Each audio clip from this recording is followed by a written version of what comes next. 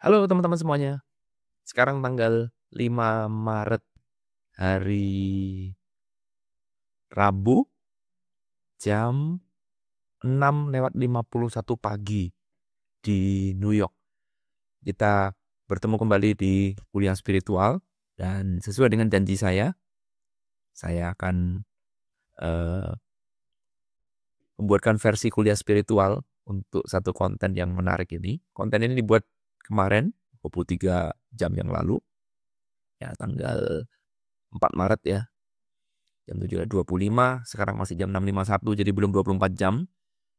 Rupanya konten ini disukai oleh 45 teman kita. Thank you yang sudah like video ini. Thank you juga untuk yang sudah komen. Ya, teman-teman ini yang sudah komen, 15 komen, luar biasa sekali komennya. Ya, kita berdiskusi. Terima kasih sudah terlibat. Semuanya luar biasa. Ini saya juga view komen dari 615. Ya, ini nggak saya sebutin satu persatu. Ya, tapi intinya kurang lebih, wow, ini sudah sangat luar biasa. Thank you, teman-teman yang sudah mau ikut berpartisipasi. Oke, mari kita akan coba bahas. Ini adalah video tentang sifat dasar dari manusia. Ya, oke. Tanpa berpanjang lebar lagi, kita ke papan tulis aja. Sini. Mari kita akan coba melihat ya dari sisi pandang berbeda. Nah, kalau teman-teman pernah belajar spiritual, ya pernah belajar agama mungkin ya, selalu diposisikan bahwa manusia itu seperti orang yang memang dari sananya itu memang manusia itu serakah. Ya, manusia itu ambisius, misalkan manusia penuh dengan ego, ngurusi kepentingannya dia sendiri. Karena itulah manusia merusak alam. Karena itulah manusia itu cuman menghalalkan segala macam cara. Karena itulah manusia masuk ke dalam dosa. Karena itulah manusia itu pantas untuk mengalami penderitaan dan segala macamnya. Ya, seolah-olah seperti manusia ini adalah makhluk sampah, ya. Makhluk yang jahat, makhluk yang semena-mena, semau-maunya dia, merusak alam salah satunya. Ya, nah timbul satu pertanyaan, ya, apa benar manusia itu seperti itu? Ya. Lalu bagaimana semuanya berawal? Ya, kita coba muter-muter dulu. Kalau misalkan kita lihat bayi, misalkan, inilah semua berawal kan? Kenapa kita membayi? Kita lihat di sinilah semua itu berawal. Pertanyaan saya sederhana, apakah ada bayi yang sejak lahir sudah punya ego tinggi, sudah punya desire yang gede? Nanti kalau gua gede mau jadi pengusaha sawit, gue bapet semua hutan, hajar semuanya. Saya menjadi pengusaha tambak, saya akan merusak laut, ya gak peduli kotorin laut, yang penting gue cuan. Ada yang seperti itu? Atau saya mau jadi presiden, saya mencari kekuasaan segila-gilanya agar semua keluarga saya bisa sejahtera. Ya, gak peduli rakyat jadi miskin, yang penting gue kaya raya gitu. Atau saya menjadi pengusaha tambang, atau saya menjadi pengusaha di Pertamina misalkan, supaya bisa korupsi ratusan triliun. Ada yang seperti itu. Ya, cobalah Anda melakukan riset sederhana, kita lihat bayi itu begitu pure. Gak ada bayi itu yang seperti itu, gak ada. Ya, bahwa nanti akhirnya dia menjadi manusia dewasa, dia menjadi seperti itu, ya mungkin ada sebuah perjalanan. Tapi kita lihat di mana semuanya berawal. Oke. Nah, kalau bayi aja nggak ada yang seperti itu, berarti saya berpikir mungkin ini adalah program dasar kita. Ini adalah program dasar. Ya. Di dalam tulisan itu saya ceritakan bahwa misalkan kita lihat mobil, ya, misalkan kita lihat HP kita, ya hampir mirip. Ini dipenuhi oleh sesuatu yang sifatnya elektronik, ya, komputer, ya. Ada ECU-nya, wah ini ada otaknya nih yang mengatur semuanya, komputer semuanya mengatur pakai indikator ini, indikator itu. Tujuannya memudahkan, tentu saja ya. Sehingga kalau ada satu hal yang salah, Karena mobil tuh partnya begitu banyak. Kalau ada yang salah, bisa segera kita tahu. Tetapi ada kalanya juga mungkin karena mobilnya udah terlalu tua, ya, atau mungkin perawatannya kurang dan segala macam. Justru yang bermasalah adalah ECU-nya. Jadi mobil nggak apa-apa, sensornya bermasalah, sehingga ditangkap, wah ini kayaknya ada yang salah. Ya, sehingga solusinya apa? Restart. Ya, solusinya restart, gampang. Di restart aja, mungkin mobil itu sudah lama nggak di restart, sekarang saatnya di restart. Bagaimana Pak caranya restart mobil? Ya tinggal cabut aki. Ya sederhana itu. Pokoknya ditanya, Pak, gimana caranya restart mobil? Cabut aki. Sesederhana itu. Ya, cabut akinya, biarkan selama 20 menit, lalu kemudian pasang lagi akinya. Udah, semuanya terrestart. Kalau setelah di restart ternyata indikator tetap nyala, oh berarti yang salah bukan ECU-nya, berarti memang betul-betul itu mobil itu punya problem. Selesaikan. Ya, tapi kalau misalkan indikatornya nyala, lalu kemudian oke, ini misalkan indikator filter bensin, lalu kemudian filter bensinnya udah diganti baru, indikator tetap nyala, nah itu mungkin ada yang salah dari ECU-nya. Ya gitu ya. Jadi restart ini tidak menyelesaikan 100% dari semua permasalahan, enggak. Tapi boleh dikatakan menurut bengkel 80% permasalahan mobil selesai. Karena dengan kita melakukan restart, kalau ternyata itu tetap ada, berarti memang mobilmu bermasalah. Simple. Sama juga dengan handphone. Handphone kita makin canggih sekarang. Ya. Sehingga kalau dia mulai hang, mulai lemot, mulai ruwet, restart. Selesai. Memang sekarang ya handphone kalau di restart tidak menggunakan cabut baterai. Kalau zaman dulu pakai cabut baterai, sekarang sudah ada programnya, tinggal kamu klik matiin atau kamu klik restart. Sama juga dengan komputer ya. Komputer juga sama. Kalau udah mulai lemot, udah kita bersih-bersihin semua, restart. Mungkin komputer kamu udah lama nggak dimatiin. Ya karena malas matiin komputer kan, mulai lagi shutdown lagi kelamaan. Mungkin perlu saatnya di restart. Karena di restart itu kembali lagi ke program dasarnya. Pertanyaannya, manusia bisa di restart nggak? Seandainya manusia bisa di restart, maka manusia bisa kembali ke program dasar. Kalau kita ingin lihat program dasar kita di mana, ya lihatlah ketika kita bayi. Sederhana itu. Ya, mana ada bayi yang punya dosa, mana ada bayi yang kepingin melakukan kriminal, kepingin merusak alam, kepingin korupsi. Nggak ada. Coba aja lihat. Nggak percaya, jangan percaya banget saya ya, buktikan sendiri. Oke? Nah, lalu kemudian saya ajak teman-teman di dalam tulisan itu untuk melakukan eksperimen imajinatif. Ya. Jadi yang namanya kita belajar spiritual, ya imajinasi itu kita perlukan, teman-teman. Ya, jadi imajinasi. Ini bukan pelajaran sains ya. Bahkan Albert Einstein pun yang seorang saintis, ya, dia menggunakan imajinasinya jauh lebih sering dibandingkan dengan orang saintis lainnya. Karena itulah Albert Einstein ya dia menjadi orang yang mengalami lompatan kemajuan dalam dunia fisika karena dia lebih banyak mengenal imajinasi. Ya. Jadi jangan anti imajinasi. Itu dulu lah. Belajar apapun sebenarnya imajinasi tetap kita perlukan. Oke, imajinasi ya gratis kan, boleh-boleh aja. Dan imajinasi kita nggak bicara tentang benar dan salah. Kita nggak bisa mengatakan imajinasi siapa yang paling benar, nggak ada. Tapi imajinasi ini seperti kendaraan untuk membawa kita kepada sebuah kebenaran. Imajinasi adalah sebuah tools yang dipakai semesta agar kamu dibawa kebenaran yang dimana kebenaran itu di luar kamu punya pikiran. Gitu kan. Oke, balik lagi sekarang. Mari kita sekarang berimajinasi seandainya saya punya pil, ini pil ya, yang bisa menghilangkan memori, ingatan. Hilang total. Kamu minum pil ini, maka semua memori kamu hilang total. Ya, sementara asumsi saya inilah yang disebut dengan restart. Kenapa saya bilang memori, ingatan, mana ada bayi punya ingatan. Balik lagi, acuannya ini pola pikirnya. Jadi bayi nggak akan punya nama. Yang memberikan nama orang tua dan kemudian dia mengingat nama itu, oh ternyata nama saya Irwan.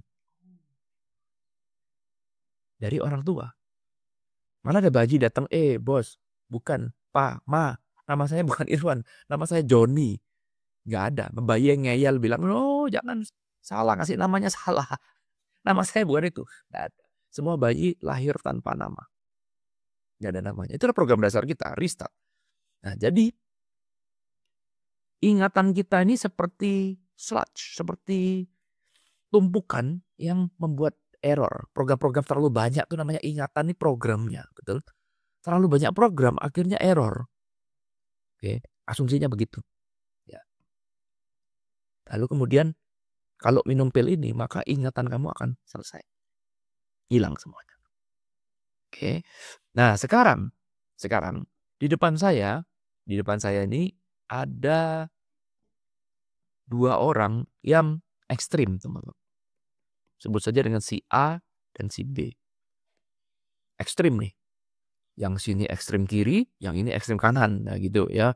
Si A ini ini rajanya bajingan, guys. Ya pokoknya guys, semua segala macam kejahatan di dunia ini semuanya pernah dilakukan. Ya apapun lah, semua kejahatan di dunia, you name it lah, sebutkan aja. Semuanya pernah dilakukan ya. Jadi ini semua orang membenci dia. Jadi semua dosa sudah dia punya, semua orang membenci dia. Di sini pokoknya biang kerok dari semuanya. Pokoknya semua orang kepengen dia mati karena dia ini udah kayak sampah, benar-benar sampah. Ya, nah sebutkan seperti itu. Ya, lalu kemudian sementara sisi satunya adalah si B. Wah, orang ini mulia sekali. Ya, orang ini suci sekali. Di mana-mana dipuji-puji, banyak melakukan amal, banyak melakukan kebaikan, banyak membantu orang. Robin Hood dan segala macam lah dia, macam-macam Robin Hood lah ya. Wah, dia ini benar-benar orang banyak suka dengan dia. Jadi semua orang kepengen kalau bisa dia punya hidup ya panjang sekali karena kita semua cinta dengan dia. Gak pernah melakukan kejahatan, ngomongnya baik, gak pernah marah, gak pernah tersinggung. Pokoknya top markotop lah, orang ini benar-benar top markotop. Yang satu ekstrim negatif, yang satu ekstrim positif. Oke, nah namanya imajinasi ya, jangan tanya kenapa. Lalu kemudian namanya dalam imajinasi saya, mereka berdua sepakat untuk minum pil ajaib saya ini, untuk eksperimen, menghapus ingatan. Oke, setelah mereka minum, mereka tertidur, kemudian bangun, restart semuanya. Hilang semua memori. Hilang semua makian, fobia, ketakutan. Apalagi pengalaman ini, pengalaman itu, ujian. Apalagi sanjungan, gelar, track record, semuanya hilang. Hilang dari pikiran orang ini. Pertanyaan saya sekarang adalah untuk kita renungkan. Ya. Tanpa adanya memori, tanpa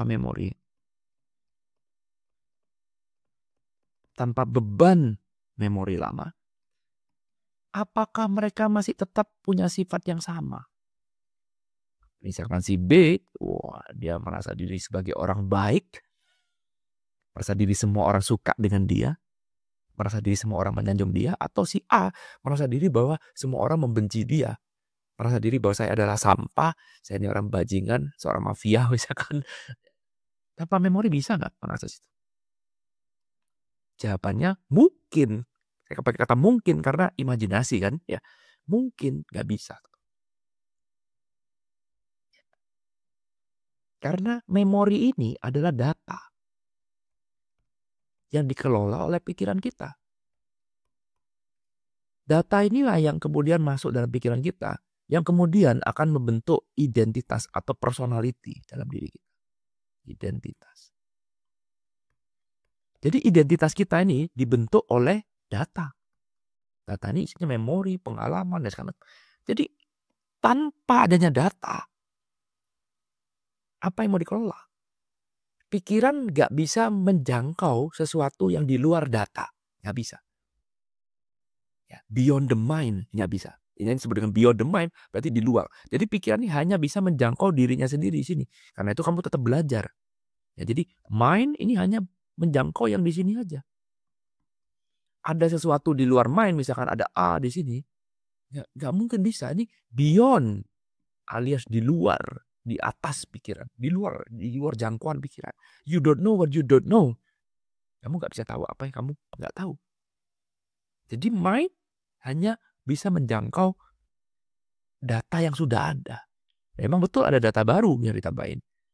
Menambah ilmu, menambah pengetahuan, sehingga datanya jadi makin besar. Tetapi tanpa data, maka apa terjadi? maka mind akan menjadi ke fungsi asalnya. Oke. Jadi mind ini cuman tools. Mind ini cuman tools yang mengelola data. Gak ada yang namanya pikiran jelek, pikiran positif, pikiran negatif tuh gak ada.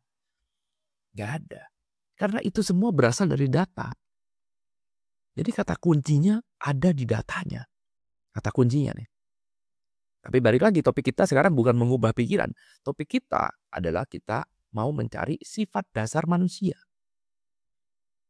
Nah, kita kasih contoh orang yang super duper ekstrim seperti ini. Ketika hari ini, ya kemarin mereka minum pil ini, maka hari ini jadi apa? Itu jadi pertanyaan. Mereka akan kembali restart. Yang dimaksud dengan restart adalah restart. Mereka sudah lupa namanya siapa, identitasnya hancur semua karena datanya sudah gak ada. Baik restart. Nah, pertanyaan saya sangat sederhana. Lalu bagaimana dengan pujian dan makian terhadap orang ini? B yang dipuji-puji setinggi langit, A yang dimaki-maki setinggi langit. Lalu bagaimana ketika mereka semua sudah restart? Oh, hilang. Betul. Berarti yang namanya pujian, yang namanya makian, ini semuanya ilusi. Betul? Tidak ada. Ketika B kembali menjadi orang dan tidak berkumpul, dia akan bingung kenapa orang muji-muji saya.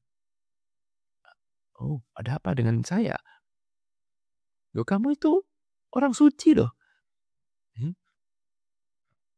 Saya orang suci, memang saya nggak mengerjakan apa. Maka semua pujian itu akan hilang, betul? Sama juga dengan makian. Ya, si A dimaki-maki, dia datang kembali ke masyarakat dengan kondisi pikirannya kosong. Lalu kemudian dia bingung kenapa orang membenci saya. Kenapa orang memaki-maki saya? Memang saya punya salah apa? Oh, kamu dulu pernah membunuh orang. Iya, saya nggak pernah punya pengalaman itu. Kamu salah orang kali. Maka semua makian itu akan terpendar. Demikian juga dengan B. Semua pujian akan terpendar. Saya bingung. Kenapa kamu puji-puji saya? Karena kamu pernah nolong saya. Enggak. Saya nggak pernah nolong kamu. Kapan saya pernah nolong kamu? Ya, ada dalam memorinya. Dia akan kembali lagi ke program dasar. Nah, kalau seandainya eksperimen ini bisa berhasil, maka sekarang kita bisa mengetahui, oh, program dasar manusia itu apa? Ya, ternyata di dunia ini program dasarnya manusia itu tidak ada namanya program dasarnya itu jelek, buruk, negatif, ataupun suci, baik, nggak ada. Jadi sebenarnya program dasar manusia itu adalah neutral. Karena pada dasarnya baik dan buruk itu kan pikiran kita lah yang memberikan judge. Ya, sekali lagi, dari mana pikiran kita memberikan judgment? Dari data. Ya. Kalau datanya nggak ada, apa yang mau dijudge? Nggak ada. Jadi pada dasarnya sifat dasar manusia adalah netral. Jadi salah besar kalau kamu mengatakan bahwa manusia memang dari sononya sudah makhluk yang berdosa. Pikiran itu sudah dari sananya itu memang kotor. Jelek, ego itu jelek. Harus kita bunuh, harus kita singkirkan. Enggak. Apa ada yang salah dengan pikiran? Enggak. Pikiran hanya mengelola data. That's it. Ya, pelajaran apa bisa kita dapatkan dari imajinasi ini? Kalau seandainya benar, ya balik lagi. Boleh setuju, boleh nggak setuju, bebas. Namanya imajinasi kan. Pelajarannya cuma sama. Beberapa aja ya, saya sharingkan gini. Nomor satu bahwa yes, pujian makian itu tidak nyata. Kamu dipuji ataupun dimaki, itu semuanya tidak nyata. Karena itu pujian menjadi nyata atau tidak nyata, tergantung dari mana? Dari data. Bagaimana Pak dengan kebencian saya? Bagaimana Pak dengan fobia saya? Bagaimana Pak dengan trauma saya? Sama, itu semua tidak nyata. Terjadi karena data. Sadarin itu. Nggak perlu kita minum pil penghilang memori. Enggak. Tapi ini kan kita berimajinasi supaya kita mengetahui bahwa ini semua tuh nggak nyata. Kenapa kamu bilang itu fobia? Itu sebuah label. Kenapa kamu bilang itu trauma? Itu sebuah label terhadap sebuah kejadian. Terhadap sebuah data. Rubah datanya, maka pikiran kamu berubah. Itu pelajaran pertama. Oke. Pelajaran kedua adalah tidak ada yang salah dengan pikiran. Stop, berhenti menyalah-nyalakan pikiran. Berhenti. Kamu adalah bos dari pikiran itu. Ibaratnya pikiran itu sama dengan laptop kamu. Atau komputer kamu yang kamu pakai. Sama. Kalau kamu sekarang kerja tugas, ya, tugas kuliah, disuruh buat pakai Microsoft Excel. Dan kamu nggak tahu cara mengoperasikan Microsoft Excel, maka Microsoft Excel itu sama seperti neraka. Apalagi nih, salah lagi programnya. Aduh, salah. Apalagi yang salah nih? Itu sama seperti neraka. Dan yang salah bukan laptopnya. Yang salah adalah operatornya. Betul. Kamu punya skill nggak untuk mengoperasikan Microsoft Excel? Kalau enggak, belajar dulu. Jangan lu bilang laptop gua nih bajingan, sentimen dengan gua. Ini laptop ini memang nih harus di cleansing nih, laptopnya. Penuh dengan energi-energi kegelapan. Penuh dengan energi negatif merasuki saya punya laptop. What? No. Kamu sebagai operatornya tambah skill. Mengerti bagaimana sistem kerjanya laptop, lalu kemudian kamu sesuaikan, maka Microsoft Excel akan jadi surga bagi kamu. Sama juga dengan pikiran. Pikiran kita ini semua sama seperti laptop. Ini cuma tools. Kalau kamu sekarang memusuhi pikiran, sama persis seperti kamu memusuhi laptop kamu sendiri. Sama. Kita lah sebagai operator dari pikiran. Karena ingat, saya bukanlah pikiran saya. Kan belajar spiritual kan gini, who am I? Bener ya?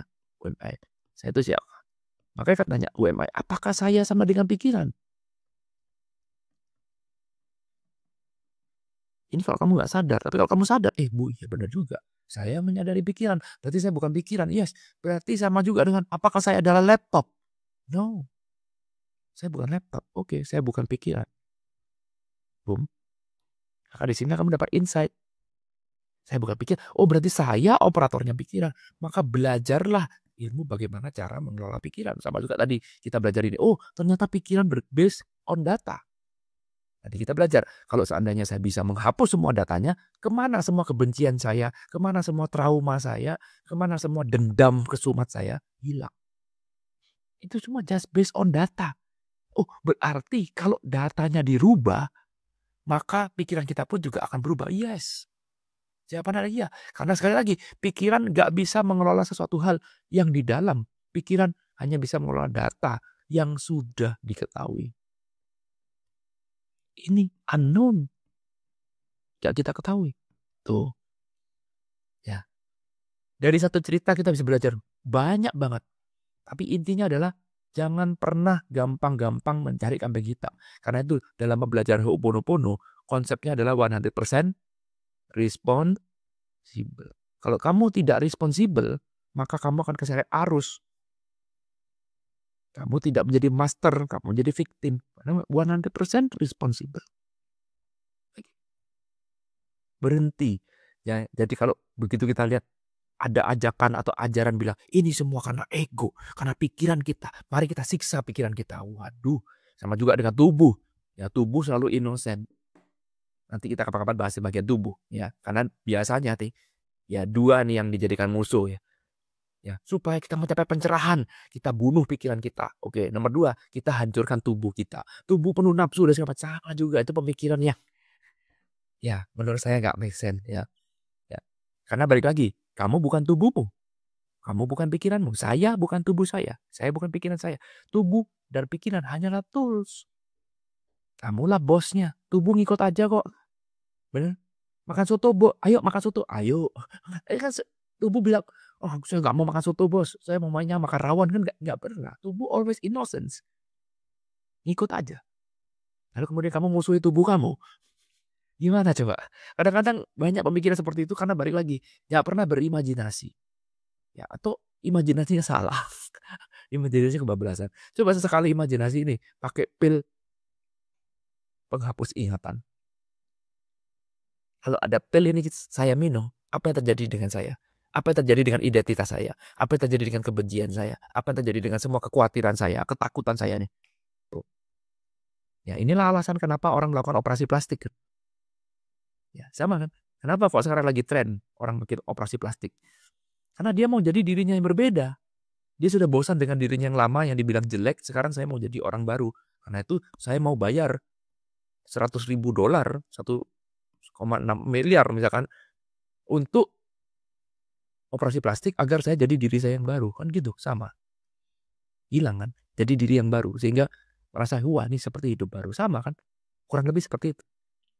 Karena itu teman-teman, kalau ada ilmu yang bisa menghilangkan semua ketakutan dalam dirimu ini, lalu kemudian tanpa harus minum pil penghilang ingatan, menyadari semua, maka seharusnya ilmu itu lebih mahal daripada operasi plastik, bener gak?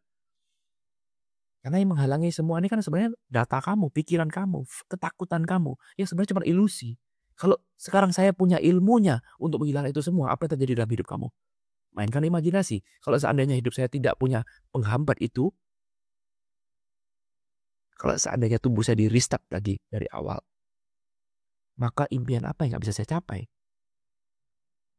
Ya, karena itulah bayar 100.000 untuk operasi plastik.